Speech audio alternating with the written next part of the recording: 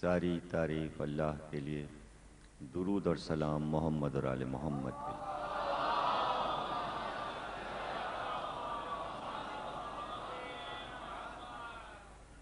1423 ہجری کے شہ محرم کی آپ حضرات 7ویں تقریر سماعت فرما رہے ہیں۔ حضرت علی اور جہاد کے موضوع پر مولا کائنات نے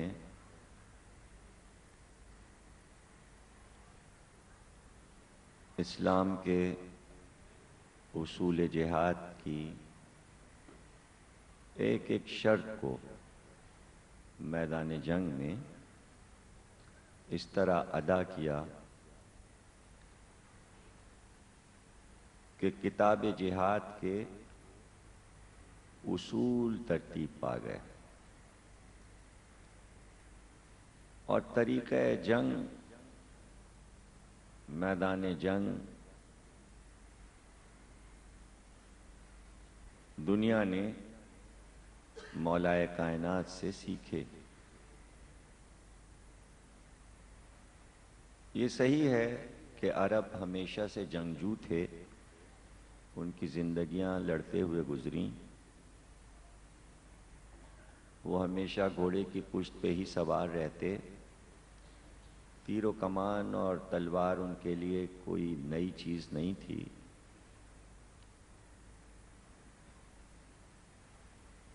اور آپس میں قبائل لڑتے، کبھی عربوں کو بیرون عرب کسی سے لڑنے کا موقع نہیں ملا تھا،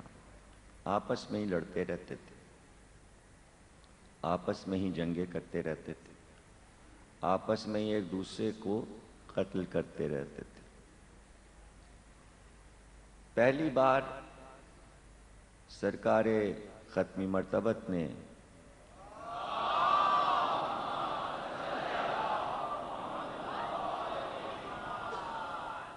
ان کو شعور عطا کیا اور یہ شعور دیا کہ آپس کی جنگیں ختم کرو، قبائلی دشمنیاں ختم کرو اور انسان کی فلاح، انسانیت کی بھلائی کے لیے کام کرو۔ یہ آپس کی دشمنیاں تمہیں برباد کر دیں گی، تباہ کر دیں گی۔ تو عربوں کے سمجھ میں بات آ گئی اور وہ ایک پرچم تلے جمع ہو گئے۔ اور حضور نے بتایا کہ انسان کی زندگی اپنے لیے نہیں ہے، انسان خود اپنے لیے نہ جیے، بلکہ انسان اپنے آپ کو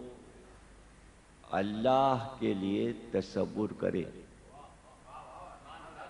تاکہ خالق کا تصور پیدا ہو اور خالق اور مخلوق کا فرق معلوم ہو، اور تمہاری موت، تمہاری حیات اس کے لیے ہونا چاہیے۔ تم اگر جدال بھی کرو، قتال بھی کرو، جہاد بھی کرو تو اس کی مرضی سے کرو۔ وہ اگر چاہے تو شرط رکھ دی کہ اگر کفر توحید کو مٹانا چاہے، اللہ کے نام کو مٹانا چاہے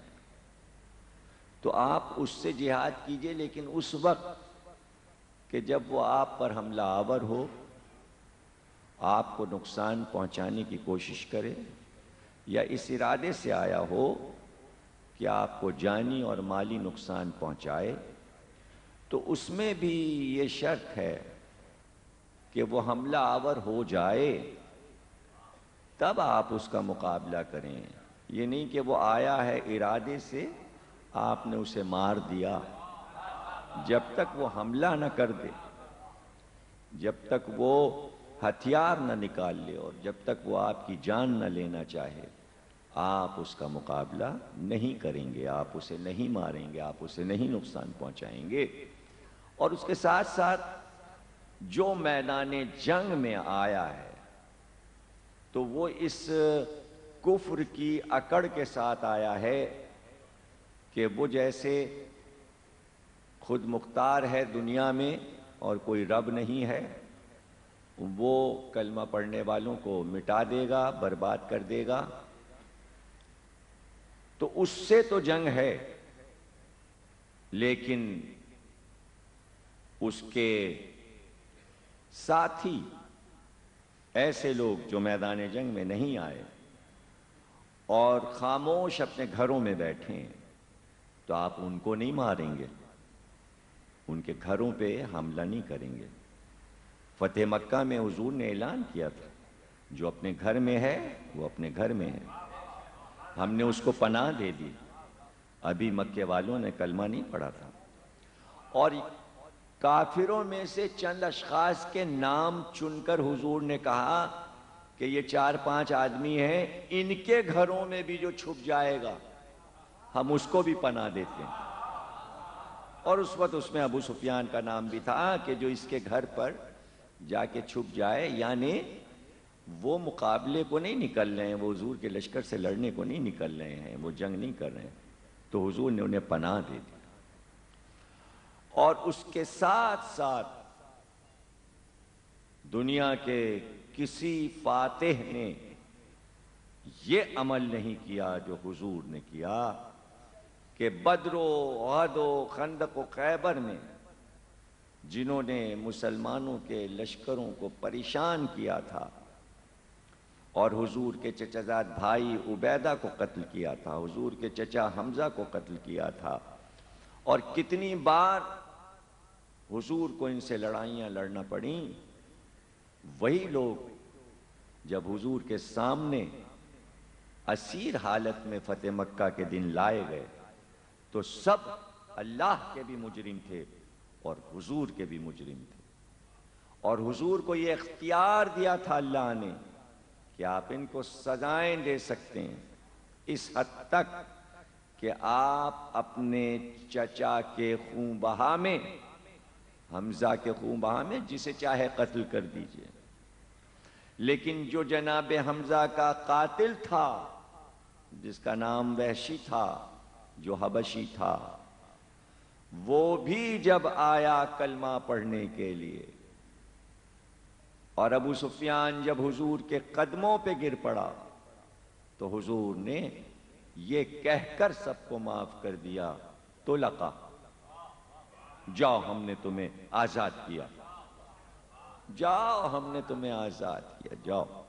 یہ شان فتح مکہ میں دیکھنے کو آئی کہ بڑے بڑے دشمن حضور نے طلقہ کہہ کر آزاد کیا۔ طلقہ کے معنی،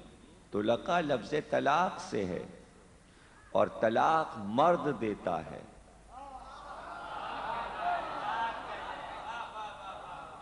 اور طلاق کا نام طلاق اس لیے رکھا گیا ہے کہ حق رجوع مرد کو ہے، وہ اگر چھوڑ دے، نکال دے تو اسی کو اختیار بھی ہے کہ دوبارہ بلا سکتا ہے۔ تو یہاں پر